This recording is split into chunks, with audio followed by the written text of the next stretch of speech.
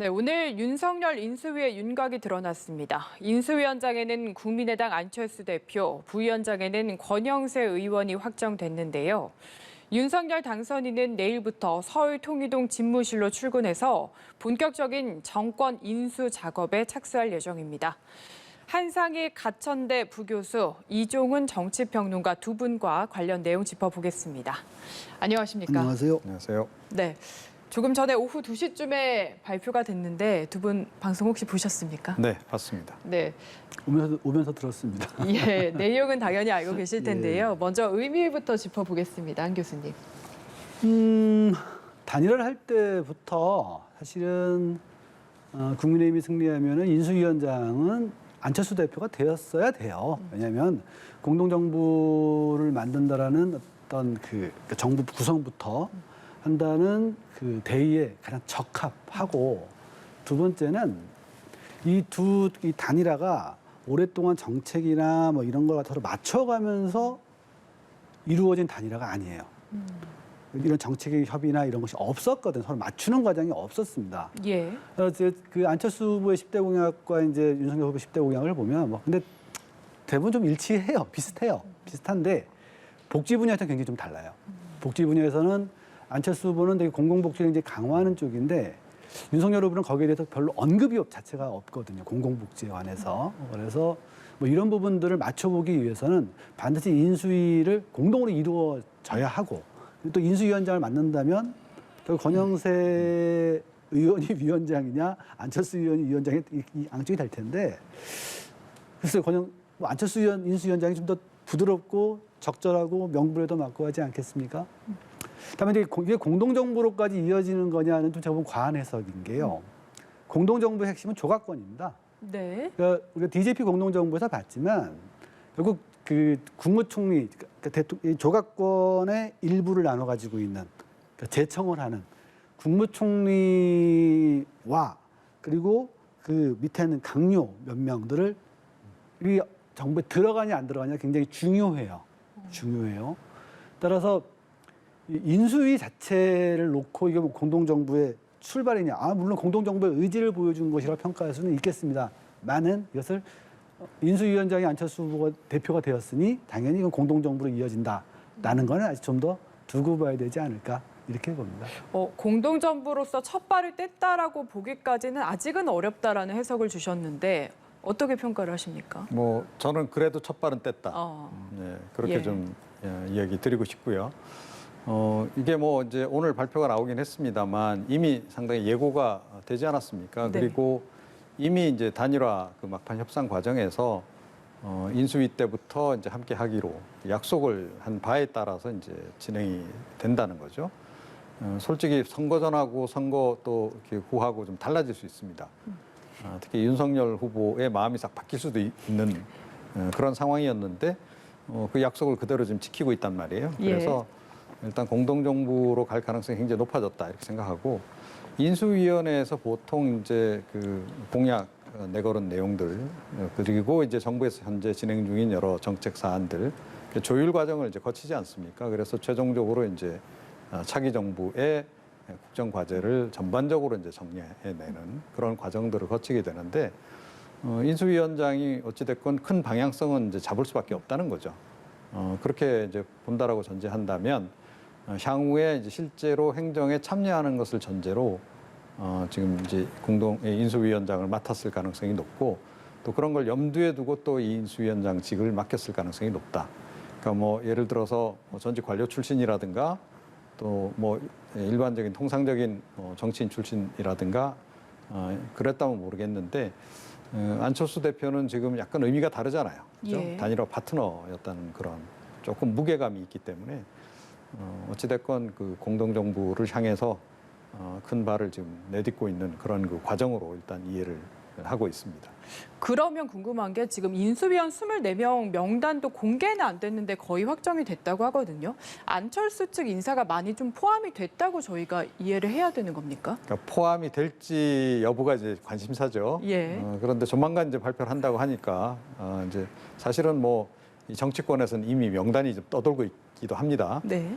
현재 좀 떠돌고 있는 명단을 보면 뭐 그 국민의힘 쪽 인사, 특히 대선 캠프에 있었던 주요한 역할을 했던 의원급들 또 이제 교수급들이 지금 많이 거론이 지금 되고 있는 이제 그런 그 상황이긴 한데 그런데 이제 국민의 당하고 어찌됐건 공동정부를 구성하기로 한 이상 상당히 수가 이제 참여를 좀 해야 저게 좀 그 말에 좀 맞는 거죠. 그래서 그 어느 정도 비율로 조정이 될지는 모르겠어요. 근데 반반이 되기는 어려울 거다라고 봅니다. 아무래도 이제 당세의 차이가 있잖아요. 당의 뭐 조직 기반도 그렇고 또 의원 숫자 면에서도 차이가 있기 때문에 반반 이렇게 참여시키기는 어려울 거라고 보고 4분의 1 내지는 뭐 한 5분의 1 정도 그 정도가 될 가능성이 높지 않나 이렇게 좀 관측을 하는데 그렇게 될지 아니면 생각보다 의외로 반반이 될지 이건 좀 지켜봐야 되는 대목이다 이렇게 생각합니다. 네. 또 인수위원회 눈에 띄는 점 중에 하나가 윤석열 당선인이 오늘도 한 얘기가 보여주기식은 하지 않겠다. 뭐 여성 할당이라든지 지역 할당은 하지 않겠다. 이 부분이 아닐까 싶은데 잘하면 좋겠지만 또 잘못하면은 단점도 있지 않을까 하는 부분이 있어서 어떻게 생각하시는지도 궁금합니다. 사실 인수 정치라는 것은 우리가 보면 민주 정치의 장점은 각자 그 선거를 통해서 싸우지만 서로 선거를 통해서 그 소수자 그러니까 각자의 이익을 분출하고 선거가 끝나면 이걸 통합하는 과정이거든요. 그래서 이 선거 때는 어떤 좀 갈등을 좀 선거 전략 때문에 부추기거나 하는 경우가 있을 수 있어요. 하지만 정권을 잡은 이후에도 이런 통합적인 부분을 생각하지 않는다면 이건 반드시 반발이 생겨요. 그래서 이전 정부에서도 항상 하는 말은 이제 똑같았어요. 뭐 능력에 따라서 등용하고 최대한 그리고 그 내 편 가리지 않겠다는 얘기는 이거는 모든 당선된 대통령이 하는 소리입니다. 근데 그럼에도 불구하고 결국은 지역, 성별 뭐 이런 것을 안배를 했던 것은 그 자체가 어떤 자기의 통합의 의지를 드러내기 때문이에요. 근데 저는 윤석열 당선자가 저렇게 말을 해도 어느 정도 그 부분에 대해서는 생각이 있으리라고 생각을 합니다. 그것이 없다면 좀 곤란하지요. 그래서 뭐 인수위 명단, 모든 명단은 결국 떠도는 명단은 결국 확정돼 봐야 아는 거거든요. 예. 그리고 또 그 사이에 많은 얘기들이 들어갑니다. 여성계 얘기도 들어가고 또 지역 얘기도 들어가고 해요. 그래서 그 대통령은 능력과 이거에 따라 배분을 했다라고 하고 결국 그 아래에서는 그 동일한 능력 가진 사람이 2명이 있다면 성별이나 인사 배분 이런 걸 하기 마련이거든요. 있고 다만 이제 문재인 정부는 좀 강박관념처럼 어떻게든지 3분의 1 이상을 채워야 된다. 이것 때문에 사실 좀 문제가 생기기도 했어요. 네, 오히려 부작용이 있어요. 부작용이 생기기도 예. 했어요. 그런 부분 강박을 가질 필요는 없겠지만 통합적인 부분을 반드시 고려해야 되고 저는 당선자가 그 정도는 생각을 하리라고 생각합니다. 네. 이 평론가께서는 좀 어떻게 생각하십니까? 예. 그러니까 기계적으로 그렇게 하지 않겠다라는 의미지 전혀 고려하지 않겠다 이렇게 좀 읽히진 않아요. 일단은. 그리고 지금 뭐 그동안에 이제 그 대선 캠프에서도 역할 하신 분들 보면 여성 뭐 교수 출신도 있고 의원 출신도 있고 그렇습니다. 그래서 여성 인재가 없는 것도 아니다. 자, 그런데 사실은 이제 여성 할당제를 어떻게 이제 해석할 거냐 하는 부분인데 예를 들어 30% 얘기했을 때 보통은 이제 기계적 30% 하면 10명 중에 3명은 무조건 여성. 네. 이제 이렇게 이제 생각들을 하는데요. 근데 사실은 이 보직에 따라서 이 비중이 좀 차이가 있잖아요. 예를 들어 총리하고 장관하고 비교할 수 없는 거고 부총리하고 일반 장관하고의 그 역할 비중을 또 그렇게 수평으로 우리가 또 비교를 할 수가 없고 부처 간에도 차이가 또 꽤 크단 말이에요. 의외로. 그래서 이런 기계적으로 뭐 몇 명 중에 몇 명 이거보다는 그런 전반적인 그 기능 면까지 고려를 해서 사실은 이제 여성 할당제에 준해서 인재 등용을 한다 그러면 큰 문제는 없을 거다라고 좀 생각을 해요. 그런데 이제 제가 보기에는 윤석열 당선인 같은 경우에는 역시 성과를 내는 위주, 그러니까 실용주의를 지금 강조했기 때문에 역시 성과에 이제 집중해서 인선을 좀 하겠다. 이제 그런 의미로 읽히는데 그런데 이게 윤석열 당선인만의 뜻으로 또 그대로 이게 관철되는 것도 아닙니다. 예. 옆에 참모들 의견도 이제 들어야 될 것이고요. 또 여러 가지 정무적 판단이라고 하는 것이 이제 또 본인은 정치적 경험이 이렇게 많지 않지만 주변에 또 정치적 경험이 많은 분들이 또 조언을 많이 할 거란 말이죠. 자, 그래서 그런 것들이 다 이제 작동을 할 거다, 정상적으로. 그래서 뭐 특히 뭐 여성을 배제한다든지 뭐 특정 지역을 아예 배제한다든지 그런 일은 거의 없고요. 실제로 우리나라가 그 인재가 여성 인재도 좋은 인재 많고, 예, 영원함 가리지 않고 좋은 인재가 또 많이 있습니다. 그래서 사람 쓰려고 그러면 굳이 그렇게 지역을 안 가려도 좀 문제가 없다 이렇게 생각합니다. 네, 인사는 또 공개가 돼야 또 저희가 할 얘기가 많을 것 같고, 어쨌든 오늘 뭐 인수위원회 내용이 발표가 되면서 가장 관심이 간 거는 안철수 대표가 아닐까 싶은데, 인수위원장은 일단 됐으니까 앞으로가 제일 궁금해지는 것 같습니다. 인수위원장직 거쳐서 이제 어디로 갈까? 이 부분이 제일 궁금하지 않습니까? 제가 아까 말씀드렸듯이 공동정부의 핵심은 조각권이에요. 그 조각권, 우리 헌법상 가지고 있는 조각권의 일부를 나눠 갖고 있는 사람은 국무총리뿐이고요. 예. 그래서 DJP 연대가 우리나라의 거의 유일한 공동정부예요. 사실 유일한 공동정부입니다.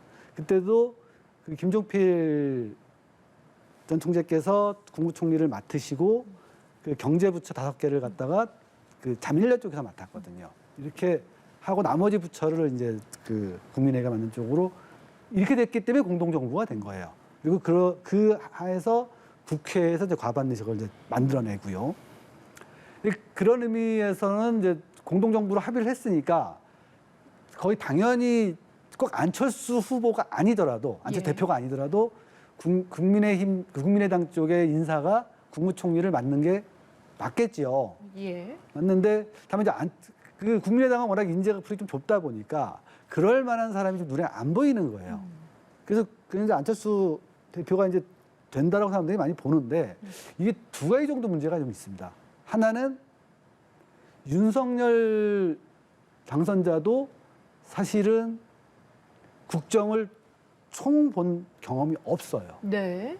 그리고 안철수 대표도 이 국정을 본인도 자기 행정 경험을 쌓고 있다고 싶다고 했는데 예. 사실은 국회 경험도 그렇게 엄청나게 정책을 다룬 사람, 그런 국회직을 한 건 아니고요. 저분은 항상 대표셨습니다.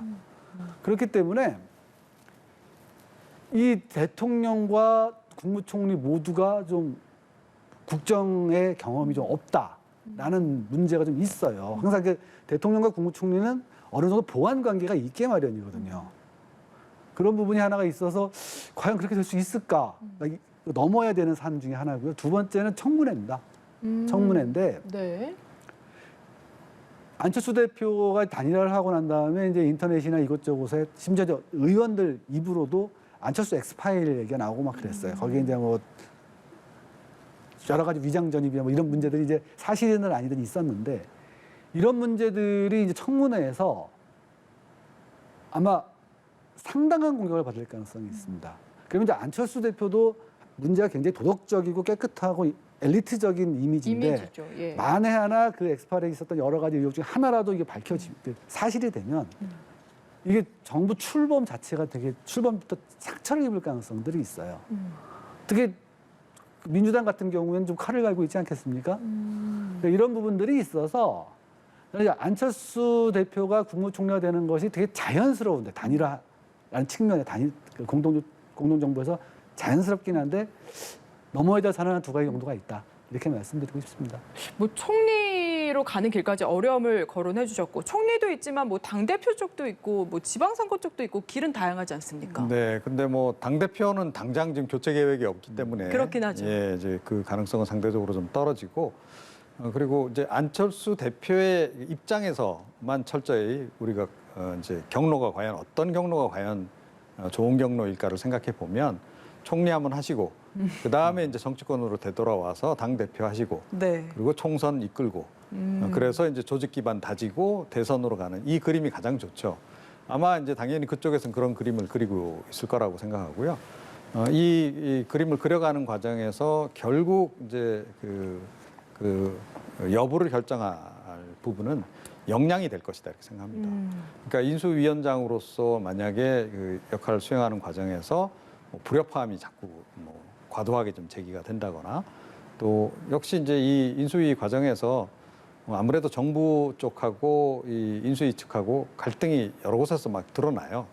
그러니까 공약 사항을 이제 그대로 이제 가져가려고 하는 인수위 측과 그거를 이제 현실 가능성이 없다라고 해서 이제 차단하려고 드는 또는 이제 좀 이렇게 여러 가지 좀 조율을 좀 더 적극적으로 해내려고 하는 정부 측 인사들 간의 갈등도 있고 또 인수위 내에서의 또 이제 서로 그 정책 의제를 놓고 조율이 좀 잘 안 되는 그런 또 이제 내부적인 갈등 부분도 좀 있는 겁니다.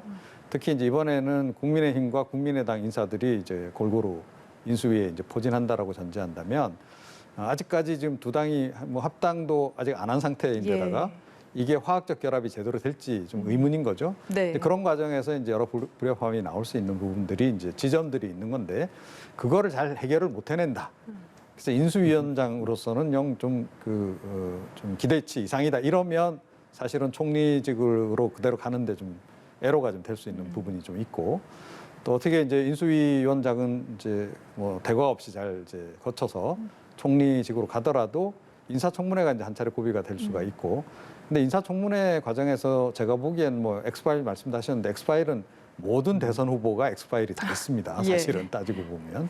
근데 상대적으로 이제 다른 후보들에 비해서는 그렇게 악재가 많은 편이 아니었어요. 그동안에 정치하는 과정에서. 그래서 뭐 제가 보기엔 인사청문회 넘어서는 것이 그렇게 어렵지는 않을 것이다. 또 야당이 될 민주당이 굉장히 칼을 갈 것이다 이렇게 말씀하셨는데 칼 과연 갈지 잘 모르겠어요. 예, 칼 잘못 갈았다가 오히려 역풍 맞을 수도 있습니다. 이제 윤석열 당선인이 대통령이 되고 난 이제 직후가 될 텐데 그때 그 시점에서는 국민들이 일단은 선출된 대통령에게 힘을 박수 실어줄 거예요. 지지율도 뭐 7, 80% 이렇게 갈 수도 있는 거고 그 상태에서 만약에 이 첫 그 총리 인선 그리고 별로 하자도 없는데 발목을 잡았다 그러면 여론이 어떻게 움직이겠습니까? 그래서 그런 그 위험 부담도 상당히 있기 때문에 제가 보기엔 그렇게까지 발목 잡기를 못할 것이다. 자 그래서 이제 총리가 되고 난 다음에는 그야말로 이제 진검승부 단계로 넘어가는 거 아니겠습니까? 그래서 행정 경험이 없는데 그거를 이제 어떻게 총리하는 과정에서 그거를 잘 극복해낼 것인가, 또 잘 수행해낼 것인가. 그게 이제 큰 고비가 되지 않을까 이렇게 생각합니다. 네, 일단은 인수위원장직을 잘 수행을 해야 되겠네요. 그 민주당 얘기 넘어가기 전에 대장동 관련해서 좀 하나 짚어보고 싶은데요.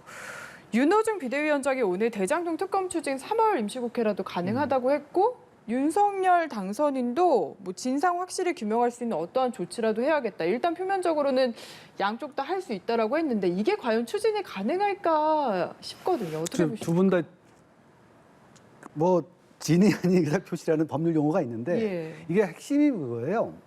그러니까 민주당이 낸 특검 법안은 대장동뿐만이 아니라 대장동 관련된 대출과 이후 수사까지가 특검 법안입니다. 예. 그런데 지난 마지막 TV토론에서 봤듯이 윤석열 당선자는 거기에 대해서 거의 거부감을 강하게 표시했어요.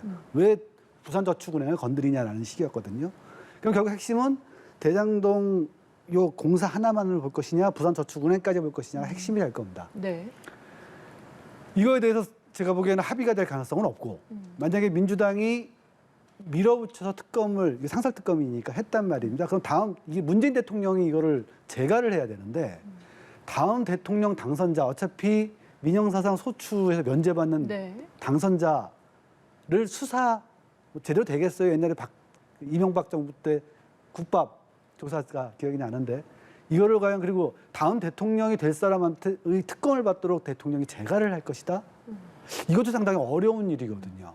이런 설산중을 좀 넘어야 되기 때문에 실제로 이 특검이 3월에 통과가 될 것이냐는 저는 상당히 미지수라고 봅니다. 그리고 저는 일종의 이제 그 윤호중 비대위원장도 특검을 하겠다. 합의된 것이니까. 라고 얘기를 했고.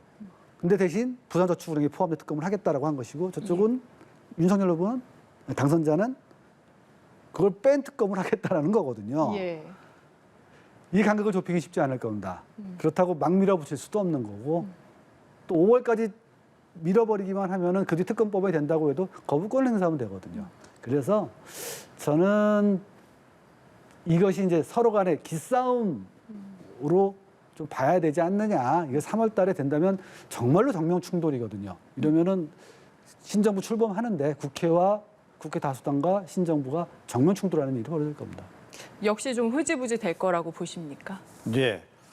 저는 사실은 민주당이 특검 카드를 이제 막판에 이제 딱 던졌고 굉장히 그때 이제 공격적으로 TV 토론 과정에서도 이제 그 이재명 후보가 이제 강력히 요구하기도 하고 뭐 이제 그렇게 몰아붙였는데 실제로 이거는 진행될 가능성은 희박하다. 그러니까 조금 전에 이제 부산저축은행까지 포함해서 하느냐 마느냐 이제 그게 여부가 될 거다라고 말씀하셨는데 부산저축은행까지 포함하더라도 이 대장동 의혹 자체도 당연히 함께 해야 돼요. 그죠? 지금 검찰 수사 과정에서 안 밝혀진 조금 이제 수사가 미진했던 부분이 지금 배임 혐의와 관련한 그 윗선 수사 부분이에요. 그 특검이 안 할 수 있겠습니까? 그거를? 근데 그 부분도 아마 뭐 진실 여부를 떠나서 상당히 부담스러울 것이다. 만약에 특검해서 수사한 결과 뭐 배임 혐의가 입증이 됐다 이렇게 되면 이거 뭐 괜히 특검 하자 그랬다가 그냥 그 된통 당하는 그런 그 상황이 될 수도 있는 거예요. 그리고 사안 자체를 보게 되면 부산저축은행보다는 역시 대장동 본체가 훨씬 더 크다는 거죠. 이 사안 자체가. 그래서 제가 보기에는 이게 어떻게 보면 이제 선거 막바지에 서로 이제 프레임 전쟁을 하는 과정에서 이건 윤석열 게이트다 아니다 이거는 뭐 이재명 게이트다 하는 과정에서 민주당 쪽에서 이제 상당히 공세적으로 던진 정치적 카드의 성격이 굉장히 강하기 때문에 제가 보기에는 그냥 슬그머니 접을 가능성이 높지 않나 이렇게 생각합니다. 네, 알겠습니다. 마지막으로 시간이 많이는 안 남았는데 민주당 상황도 좀 살펴봐야 될 것 같습니다. 일단 오늘 비대위 인선안을 발표했는데 윤호중 원내대표가 이제 책임을 져야 될 상황인데 비대위원장을 맡는 부분에 대해서는 비판이 있는 것도 같고 패배하긴 했지만 석패다라는 여론도 있는 것 같아요. 여기에 대해서 어떻게 생각하시는지 두 분 의견을 차례로 좀 들어보고 싶습니다. 석패도 패배죠. 반성과 쇄신이 있어야 됩니다. 다만 한 가지 문제는 그거예요. 바로 석 달 후에 지방선거가 있습니다. 이게만 지방선거가 없다면은 계속 좀 비대위를 따로 구성해서 쇄신을 들어가면 좋은데 이게 그렇지가 않아요. 따라서 제가 보기에 윤호중 의원도 개인적으로 잘 알지만 이 공천 욕심 있는 사람은 아니거든요. 예. 그래서 참 아우 싫은 거를 맡았다라고 지금 나오고 있는데 책임감을 맡았다는데 그런 부분에 대해서는 몇몇 분들 실제로 한 두세 분 정도예요. 172명 중에 두세 분 정도입니다. 이분들이 한 것을 약간 좀 증폭되고 있는데 내부에서는 꼭 적절하지는 않아. 지도부 책임은 져야 되지만 현재로서는 어쩔 수 없는 것 아닌가. 이 정도의 분위기가 있는 걸로 제가 알고 있습니다. 예. 그러니까 지금 이제 관리형 비대위를 만든 거죠. 보통 이제 대선 같은 큰 선거에서 패배하고 나면 관리형 이제 비대위를 하지 않습니다. 완전 혁신형으로 가죠. 그래서 이제 대수술 작업에 이제 들어가는 겁니다. 자, 그런데 조금 전에 말씀하셨듯이 이제 지방선거가 코앞이다 보니 이거 뭐 대수술하고 언제 그 지방선거에 대응하겠냐. 그러니 그냥 관리형으로 해서 가보자. 그리고 뭐 이재명 후보가 그래도 나름 선전을 했으니 그 득표력을 가지고 그대로 쭉 가면 그래도 지방선거에서 우리가 좀 뭐 아주 완패당하지는 않고 그래도 선전했다는 평가 정도는 받을 수 있지 않을까 이런 판단을 좀 하는 것 같은데요. 이게 좀 착각일 수 있다 이렇게 생각을 해요. 일단 선거 패배 이후에는 책임지는 모습을 철저하게 보이는 것이 굉장히 중요하고 또 조금 전에 말씀드렸듯이 윤석열 당선인이 대통령이 되고 나면 임기 초반에는 지지율이 올라갈 수밖에 없다.